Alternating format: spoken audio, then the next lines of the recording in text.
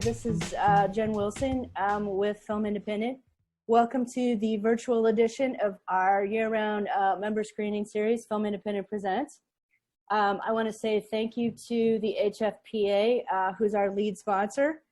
They have been an ardent supporter of this program for many years, and we thank them so much for their continued support. I want to thank our new official partner, Vision Media. They are the screening platform that is showing the films before we do the Q&As for us so that we can bring this to you virtually. So thank you so much to Vision Media. And finally, I want to say something about a new emergency filmmaker support fund. Thanks to a generous donor, we have been able to start a filmmaker support fund. It's going to provide grants to Film Independent Fellows whose livelihoods have been disproportionately impacted by the COVID-19 pandemics. Those grants range from $500 to $5,000 for immediate relief. And if you want to find out more about that, you can visit our website at filmindependent.org under the Education and Resources section, or you can email artistdevelopment@filmindependent.org. I want to welcome today's guest. She is the director of a film called About Face, which was Saving Face, which was made in 2004, was in Sundance and Toronto, which starred Joan Chen, Lin Chen, and Michelle Krusick, who's incidentally making waves for portraying Anna May Wong on Netflix show Hollywood right now. She is here to talk with us today about her film. Alice Wu is here today to talk about her film, The Half of It, which was programmed in the 2020 Tribeca Film Festival. It picked up the Founders Award for Best U.S. Narrative Feature and just premiered on Netflix last Friday. Welcome, Alice Wu. Hi. Thank you so much for being here today. No, thank you for having me. I was reading about you, and there's an article about you that said you left a career in software design at Microsoft to make your first film, which I think is really fascinating because I think the career trajectory of filmmakers is really fascinating. And I actually left a software testing career. Oh yeah? You're a tester. To go to film school. Yes, I was a QA tester for financial software for 10 years, wow. Which was really boring. But yeah, so talk to us about what led you to leave that career and decide to make a film. Yeah, I think, I think, well, first of all, I wonder if there's some context in it. That was quite a while ago. And in that particular time, this was in the 90s that I was making, I was designing software. And so just prior to that, I think growing up, I don't think it ever occurred to me that I could go into the arts because at that time, I think I was like maybe a junior or senior in college before like Amy Tan's Joy Luck Club came out as a book. And not that there weren't Asian American authors before that, but they certainly weren't and crossed over into the mainstream. And so for me, especially, I think, and I know a lot of people have this experience where your parents are young immigrants and they come here, and they've given up a lot to try and, make a life here. And so I feel like for my generation, like you feel like what you owe your parents is like, you need to like they've established a beachhead and you need to like lock it down kind of, sort of financially be responsible and make sure that, that the family's going to be okay and will survive, et cetera. So for me, it was always a question of majoring in something very practical. But secretly I read a lot of books, and maybe secretly I had this idea that when I retired someday, maybe I'd try and write a novel, but I couldn't even imagine showing someone anything I'd written. So that to me, that's sort of where I was coming from. And even when I was designing software, the idea of if you had told me, and someday you might be a filmmaker, I would have thought that was bananas, right? Like it was it was really not on my radar. The only thing on my radar is like, well, maybe someday I'll write a novel, but it kind of said it in the same way. It's like, I don't know. It felt like some sort of like fun, rosy fantasy. And it wasn't until again, I said this was the 90s. So the first internet boom happened towards the end of the 90s. And at that time, I'd gone from like working 100-hour weeks to all of a sudden, even though, they were hiring like crazy, no one had any idea how to monetize the internet. So we had these like intensely boring meetings. It was like meeting after meeting, talking about what our mission statement should be, like literally ridiculous meetings. Like, should we put mythic in the mission statement? Like just really inane meetings. And because of that, like I was so bored at work, it drove me to take a writing class at night. So I took a weekend writing workshop at the University of Washington Extensions program that fed into a screenplay class. And because I'd like made friends that weekend and they were all taking it, I'm like, okay, I'll take this too. And I think at the time in the back of my head, like, I'm gay, and I had thought I would write, someday write a novel about my experiences with my mom, or, fictionalized. And then I sort of realized as I was starting to write, the screenplay, I was like, oh, this might make a better film than a book. And actually, in fact, I think I'm a better dialogue writer, and I happen to be rather visual than I am a prose writer.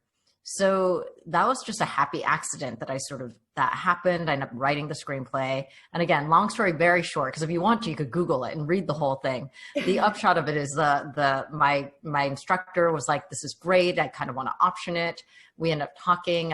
But he was like, even if he optioned it, it would be to sell the idea. It would be like entirely white, not gay, not Asian, probably wouldn't even get made, but it would be a money play. And I was like, well, if this could get made at all, I actually have a very specific idea of how I want this made. So he was like, you need to quit your job. You need to move to New York or LA immediately. And you need to learn what it takes to direct this. That's your one shot. Otherwise, like writers don't have a ton of say. As far as maybe that's changed, but mostly it doesn't seem like it in film, right? Like the director has much more say in how it gets shaped. And so that's what I did is I ended up quitting my job. I moved to Brooklyn. I still have my apartment there actually. And I didn't go to film school because it would have put me in debt. And I had saved only enough money to be like, all right, I'll live on $40,000 a year for 5 years. At the end of 5 years, if I haven't made my film, I still have 6 months to find a job. And so that was the plan. And I think I knew, sure, there was some chance I could get my film made, but I also knew that it was like a total, like the chances that film, honestly, who thought that film would get made 15 years ago? Like that, it was like a complete, like the stars somehow aligned. And so when that happened, I was like a deer caught in headlights. I spent a few years, like things were coming my way and I was doing work for hire, but I hadn't thought that far. But yeah, then after a few years, I'd sold a TV pitch about my experiences as a woman in tech, actually to ABC. And then my mom had health issues. So I dropped everything, moved to San Francisco. That was 10 years ago. And after a few months realized, no, I really do have to stay here. And so I thought I'd left the industry entirely. And it wasn't until like a little over 3 years ago that I got pulled back in by a studio exec friend that always wanted to work together. And, so I ended up writing a script for her at DreamWorks Animation. And then it sort of got me back into writing. And then I ended up, like, I had this idea for the half of it bobbing around my head for like 8 or 9 years, but never really doing anything about it. And finally about, 2.5 years ago, I just sat down and said, I'm writing this thing. And here we are. So Cyrano, or half of it's been described as sort of an adaptation of Cyrano. Were you thinking about it in that way when you first started thinking about writing it as an adaptation of Cyrano, or it sort of went in that direction on its own? Well, the germ of the idea started from I tend to write from a very emotional place. And so initially I was really wanting to answer a question I had for myself, dealing with like a heartbreak over, I'm lesbian and I had a straight guy best friend when I was in college and grad school. And I think I really wanted to sort of write about that relationship and the sort of types of intimacies that happen that I don't think we always know how to discuss. And sometimes as a result, we might therefore minimize them compared to, say, what we consider, well, this is the romantic relationship there. That's the important one, right? But in the process of trying to work out my feelings and write about that, I remember maybe I was just too close to it, but I was like, trying to write a story about 20 something it was getting unwieldy. And at a certain point, I remember being like, I should just set this thing in high school. And the moment I started thinking about setting it in high school, I think like I tend to be a structuralist. Like somehow my like structure brain clicked in, and I was like, what was I like in high school? And I was painfully shy. I was also not out to myself, but I had a crush on the same girl all 3 years of high school. So it was trying to imagine a scenario where I could like ask that girl out, and I'm like, well, that would never happen. So then Cyrano's delightful as a plot device, right? Because it allows you to sort of woo this person, that your secret crush, but in this very safe way, because you have someone else sort of being the front man, literally. And I think that's where it came from, is it's a bit of wish fulfillment on my part, where that would have been delicious to be able to do that, right? So I think the moment I started thinking setting in high school, the Cyrano thing kind of clicked in. But again, that was a number of years ago, and I still did no writing. It was just like an idea in my head.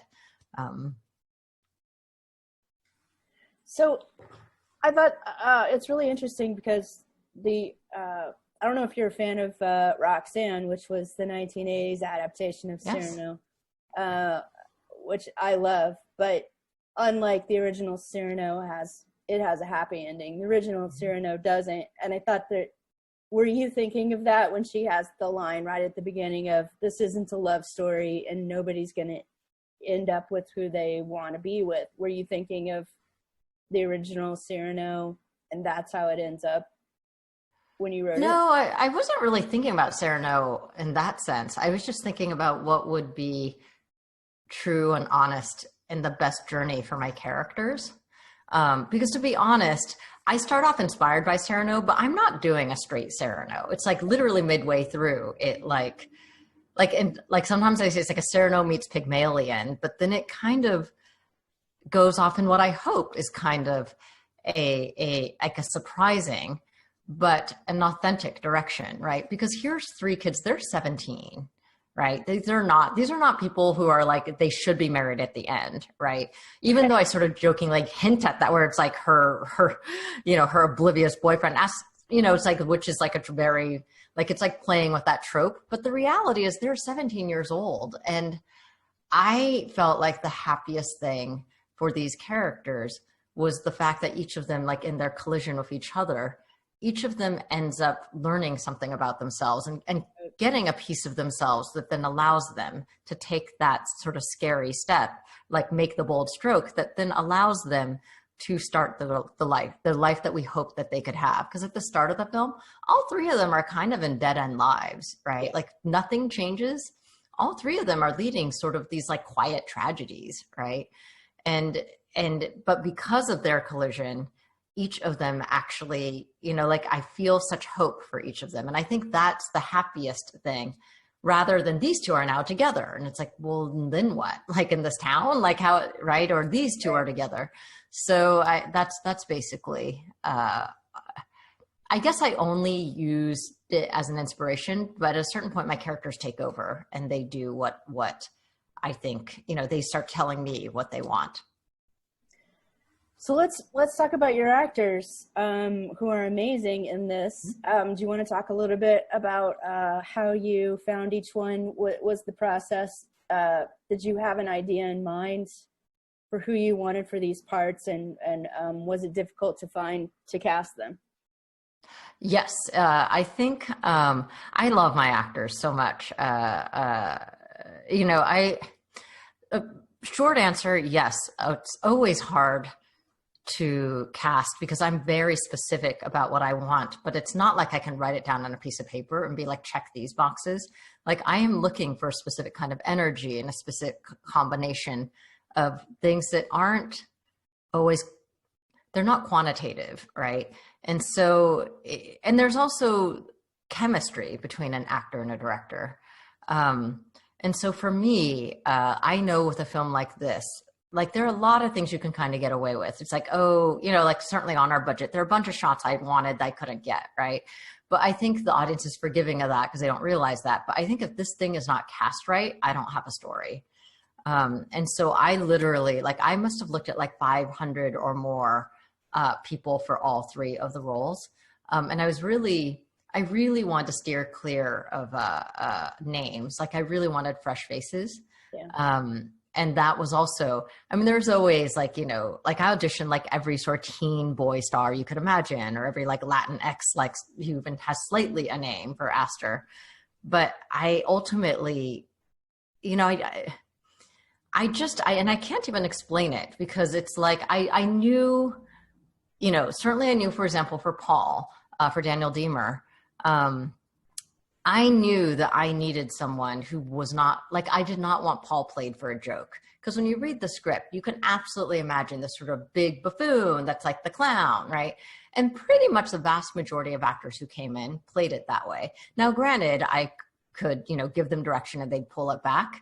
But for a lot of them, they weren't able to, like, their desire to like play the funny, maybe because, I mean, for lack of a better way to say it, I think a lot of actors who at that point are like kid actors, right? Like, if they have any experience, it tends to be from auditioning for CW shows or for Disney shows, right? And there's a style of acting that works well for those shows. That happens to be a style of acting that I did not want on this film. Like, I really wanted, and it's not better or worse, it's literally just a stylistic thing. I really wanted to make a film where you believe these three teenagers exist.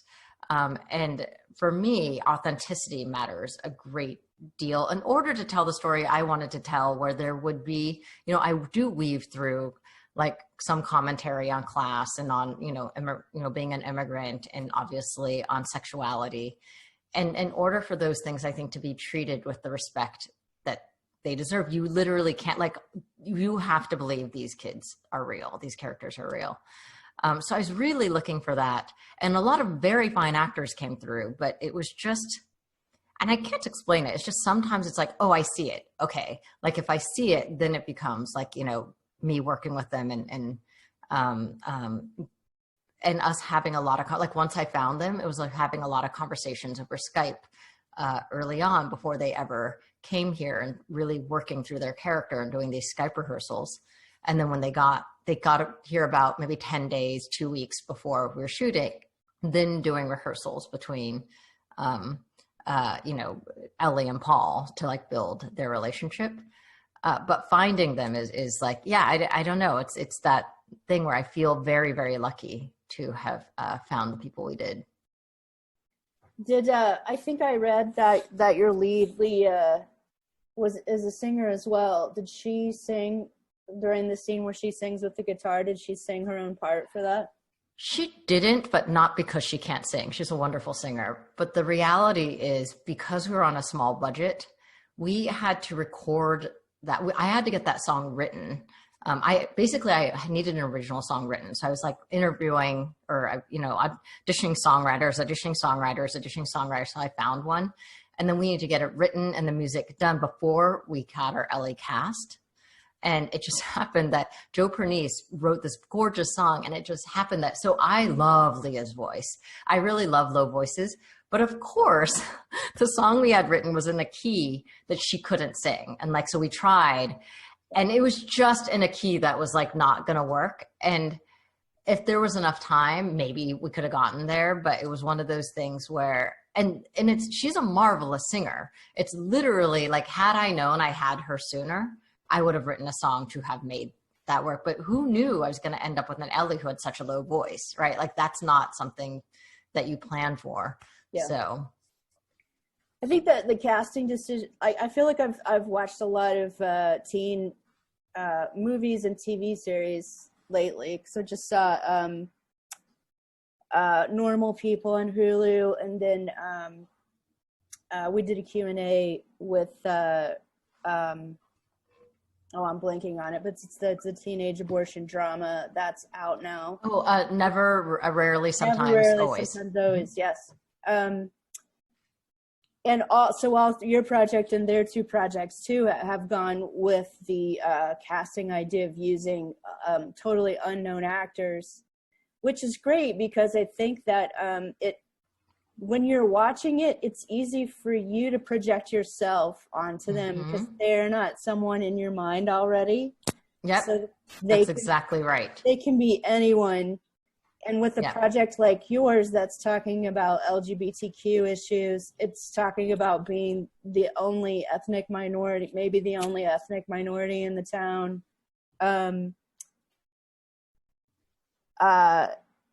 I thought that was really great. And also, I saw a quote from you where you were talking about going with Netflix to premiere your movie, and how you came to that decision partly because of who would watch it on Netflix. Would be a different audience than who would go to it at a movie theater. Do you want to talk about that? Yeah, sure. No, you're exactly right about the authenticity of it. And I literally had that thing. I was like, this cannot be, oh, look, it's so and so. And now we're just watching that person play this character. But in my specific case, there's also the fact that I basically have two POC, like two of the three are POC. So it's not like there's like a crazy number of like stars that would be appropriate anyway. So I think the die was also cast when I made that choice. But even then, yes, it's true. Like there were definitely Latinx actors who could have played Aster that I think were wonderful actors, but I don't know. There was something about Alexis where I'm like, this feels right, you know, and for the reasons that you so articulately said. When I wrote this, I started writing this after Trump got elected. And the thing is, it's got a very commercial hook, right? Like it's based on Cyrano, which has been done before, but also like the idea of Cyrano in high school is like, you know, like it could be a very broad, this could be set in the OC, or it could be set in like some big suburb in New Jersey where it's like, you know, everyone's white and it's like, you know, fun and fast. Like she helps him get her while she loves her, like, you know, that kind of bring it on kind of thing.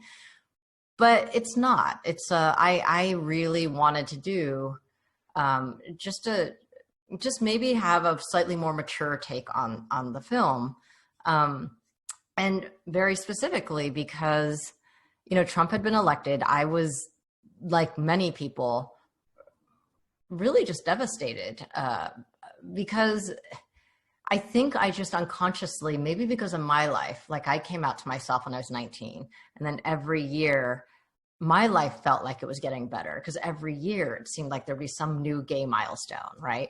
And then as an Asian American, it felt like every year it was getting better. Like, wait, now there's more Asian American media, because maybe not as much as we'd like, but the direction seemed like it was heading toward progress, even if it wasn't like quote unquote enough, right? I felt like we as a country were progressing.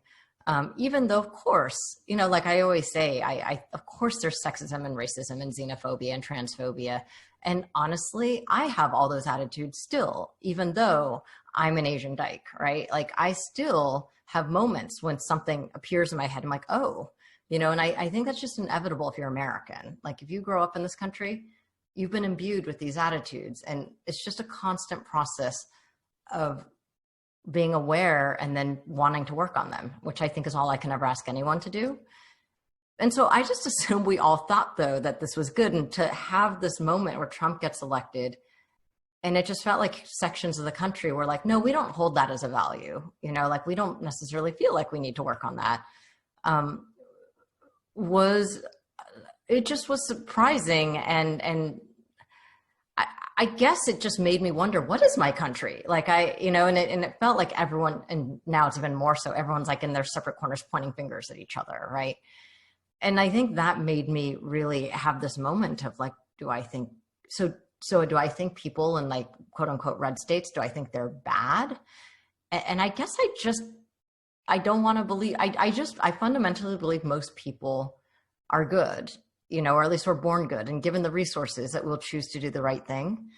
And so this maybe, like for me, then I decided to set it in a small rural town thinking, well, you know, maybe this will be a way for me to sort of find a kinship. Because when I think about my own upbringing, I grew up in a small conservative Chinese family, and my parents are, you know, like my parents were new immigrants. They were totally racist and like homophobic, and, you know, but are my parents bad people? No, I actually think they're genuinely good people, and they've since grown so much, right? So seeing that made me go, well, that's obviously possible. I'm just going to choose to believe that that's the case. And so setting it here, and in particular in a way, letting Paul really tell that story, right? Because you see Paul at first and you're like, who's this kid? But I feel like Paul, especially how Daniel plays him, you know, we fall in love with Paul in the course of this film, and then he breaks our heart, right? And that's important to me because I'm kind of trying to say like, oh, because people are like, oh my God, I can't believe he said that. And then the next beat is like, good people can have attitudes that could hurt you. Like that's, you know, and that's my experience in my life. And so I was trying to say that in this film. So I'm thinking about all this. I've written the script. I had 3 financing possibilities.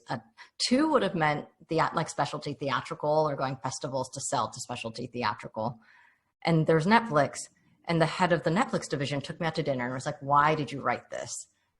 And she was so smart to ask that, because as I started thinking about it and saying this, I suddenly was like, oh, so really the people I'm hoping will watch this. Yes, I totally want my queer community to watch it. I want my Asian American and immigrant community to watch it.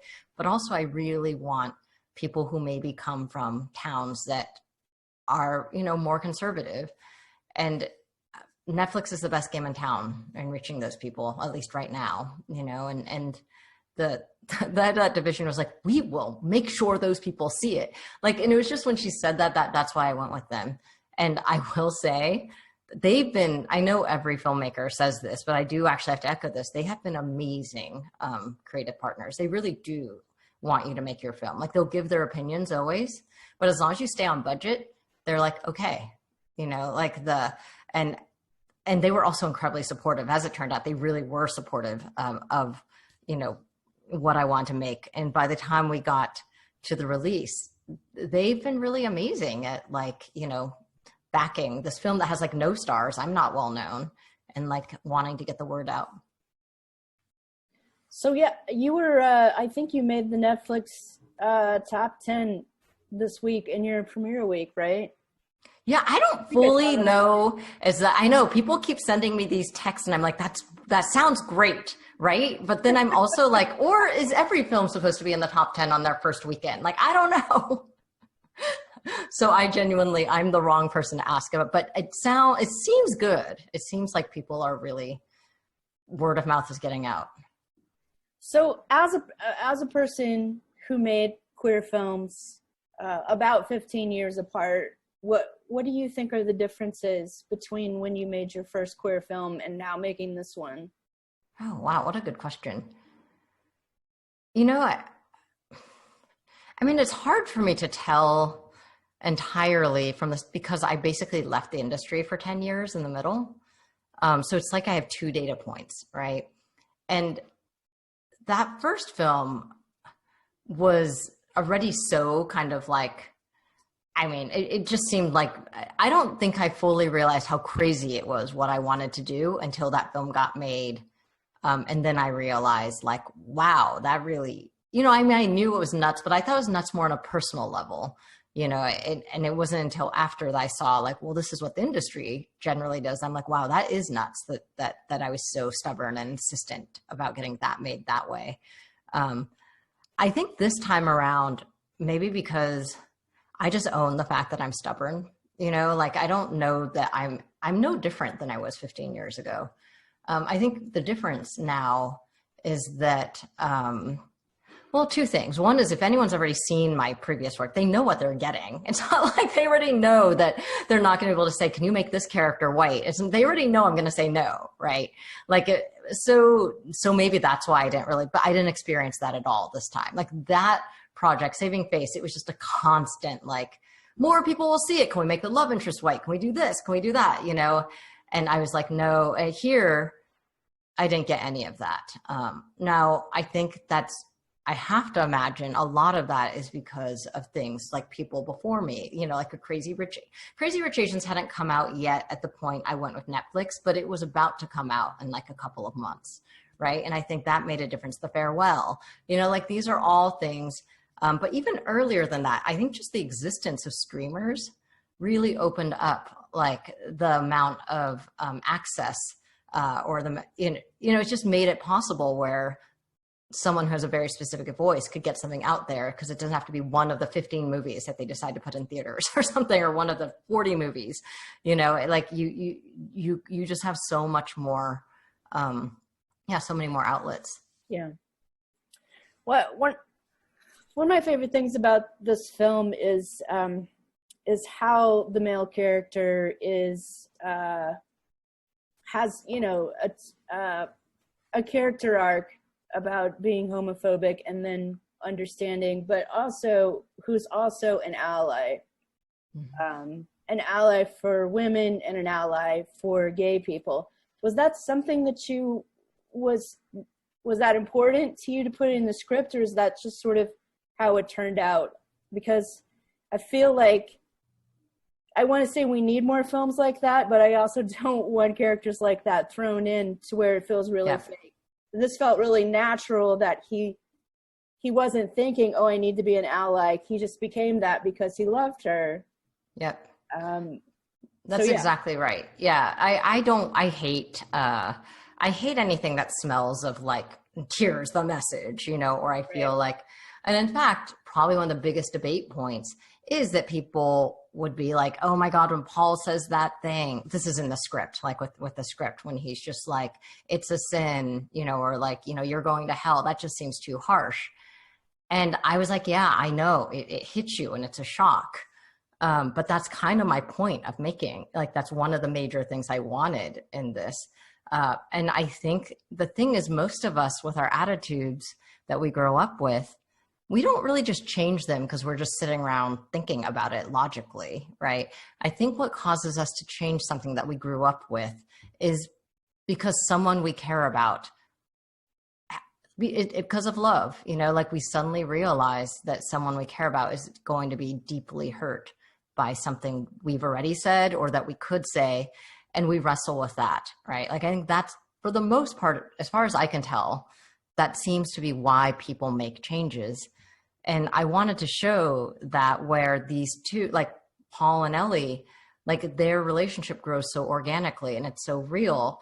And all three of these characters are very lonely. They're all lonely in their own lives, right? But particularly Paul and Ellie, the two least likely people to connect, are both misfits, end up connecting. Like, these two ding-dongs are going after like the most, like someone totally out of their league, but that somehow in that they end up finally, like, they're so weirdly honest with each other that they learn more about each other than anybody else. And that is something Paul's never experienced, despite deeply loving his family, right. But he knows that they don't fully understand him. Right. And so I think that's the moment. And I think that's something I've experienced in my own life. And I wanted to show the sort of reality of that.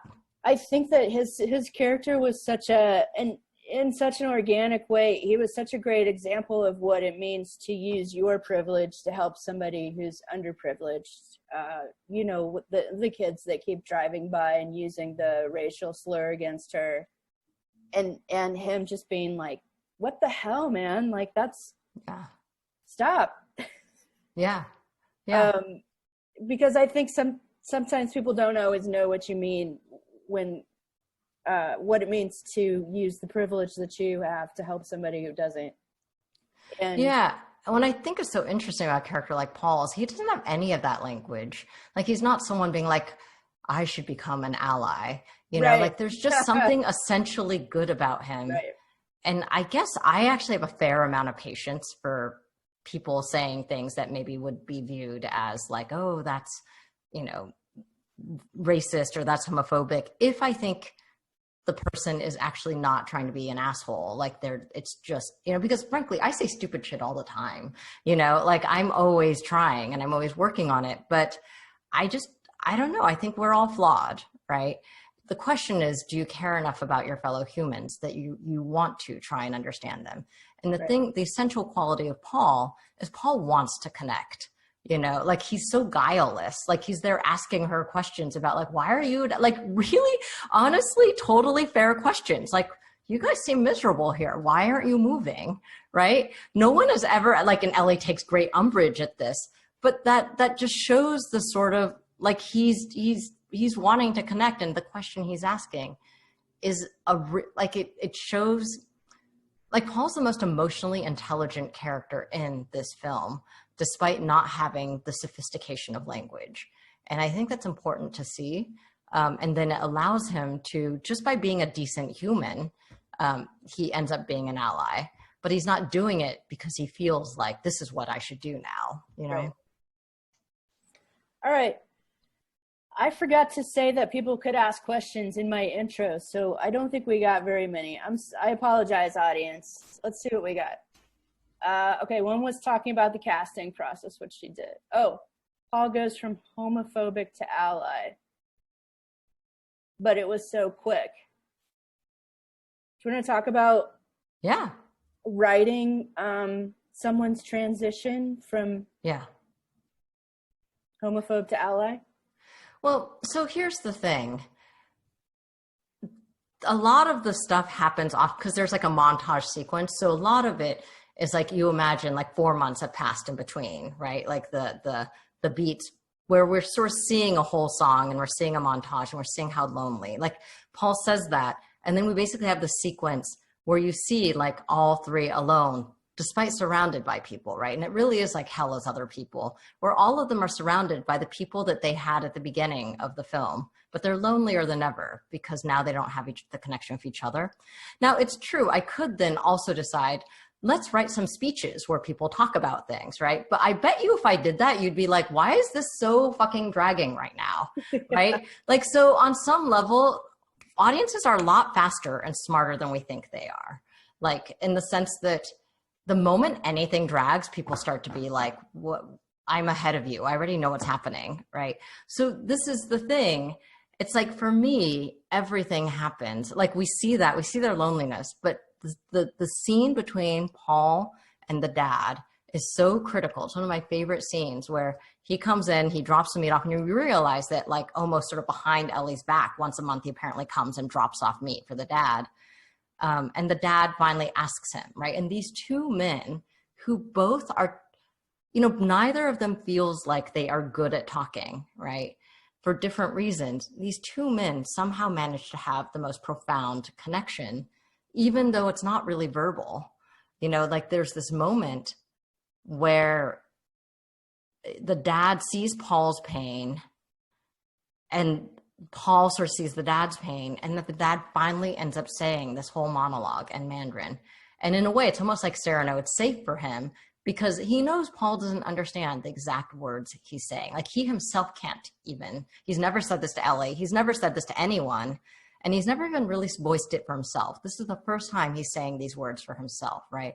But there's something about Paul's attention right there that I think, and I think this is true. I think we can connect with people by just giving them our attention sometimes. It sounds weird when I say it like that, but there's a way that we know Paul doesn't understand Mandarin, but we see Paul understand, like he understands something is happening and he's just knows enough to give the father the space to say what he needs to say. And I think in that moment, like once the dad finishes, then he says in English, have you ever loved someone so much that you don't want anything about them to change? He's talking about himself, but Paul is hearing it for himself, right? And I think that, like coming off that and going to the church, that's what drives him to stand up. And I don't think even at the church scene, it's not like he's like, I have thought about it and I accept Ellie. Like, I don't think that has happened yet. I think he's still like, Ellie's going to hell, right? Like, but he's also like thinking, like he's still like thinking about this thing that happened.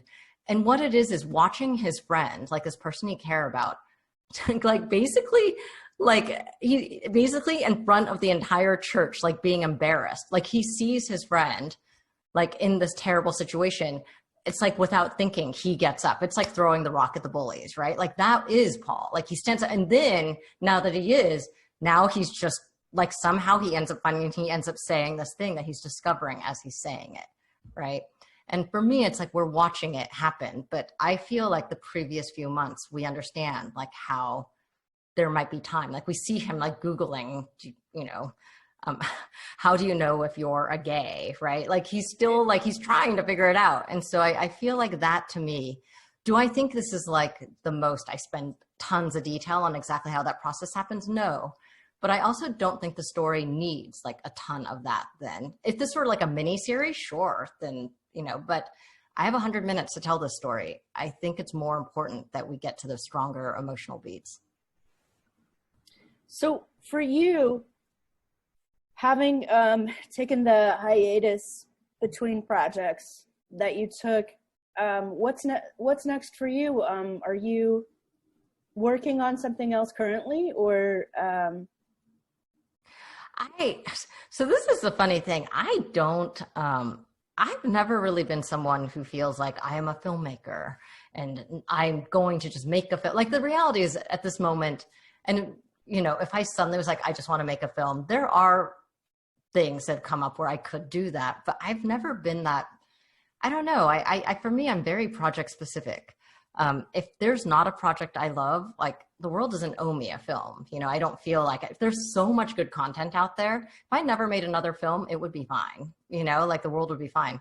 So for me, it's going to be more a question of, this time where it's a little bit different than with Saving Face, where I only had that script. This time around, I actually have 3 other ideas that I personally love. I just haven't, once this is all over, I want to focus down on writing. And if one of them gets to a place where I feel like it's worth, pursuing, then I'm going to pursue it. If it doesn't, then I'm just going to like sail off into the sunset and, I don't know, hang out with my friends and eat food, like, I don't know. There are also, it's true, I'm also reading a bunch of stuff, but it's if my agents were here, they would just laugh, because it's like they send me a bunch of stuff and they already know.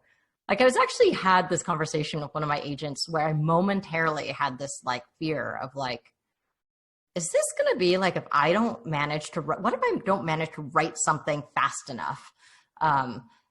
Is in like a year or like 2 years, will it be too late for me to like then try and read and like try and find something? And she was like, Alice, you're never going to do something you don't love. What is this weird fiction you have that like even if that happened 2 years from now and there was nothing you loved, that's still, and I was like, oh, that's really true. So the reality is I did read one script I actually really like, but I think it's like going out to huge directors. But maybe if those directors pass, maybe it'll come to me, who knows? But it's like, I feel like it, but even if it did, maybe I wouldn't be the right person for it, or maybe, like there's so many weird balls that all have to land properly for anything to get made, that I'm the last person who can be able to guess it, what will happen. I have an idea for you. You want it? Yeah, bring it. Okay. It's the queer teen Asian Frankenstein. Okay. Contemporary. I like it. Okay. Because I just watched the National Theater Live showed their Frankenstein on YouTube for free the past week. That's the Benedict Cumberbatch, Johnny. That sounds amazing. I have not watched anything, but this sounds amazing. You have to watch it, because the way they did the show is one night Johnny Lee would be the monster and Benedict would be the doctor, Dr. Frankenstein. Oh, I did read about this. And then the next night they would switch roles. So you can watch both, and they're both amazing because they both have such a different take on the monster. And it's fine. It's fine to watch it online. It's not, because this sounds like, isn't this a theater performance? It is, but National Theater Live does this all the time. So they're really good at taping, at filming live performances. Huh. I'm dubious because I love theater, but maybe it is good. They also did Phoebe Waller-Bridge's Fleabag Live. So. Oh yeah, I wanted to go to that when I was in New York making this film all for a year and a half, and I was trying to get into one of those. It was at like NYU, and I didn't. But when I was writing your questions and thinking about Cyrano and adaptations of Cyrano, and then watching Frankenstein, I was like, no one has really done an updated adaptation of Frankenstein. And Frankenstein is also like Cyrano, because Cyrano's so, he can't tell Roxanne that he loves her because of his huge nose. He thinks he's ugly. Mm-hmm. He thinks that he's far too ugly for someone to ever love her. And then some of those issues are also going on in Frankenstein. And I was like, that translates so well to the teen world, because that's how you feel when you're a teen. All right. Well, I will keep it in mind. You want that idea, you can have it. All right. There you go. Sounds good. Well, I think we're at the end of our time. Thank you so much for coming. Oh my gosh, thank you so much, Jen. So I really much fun. appreciate that. All right, thank you.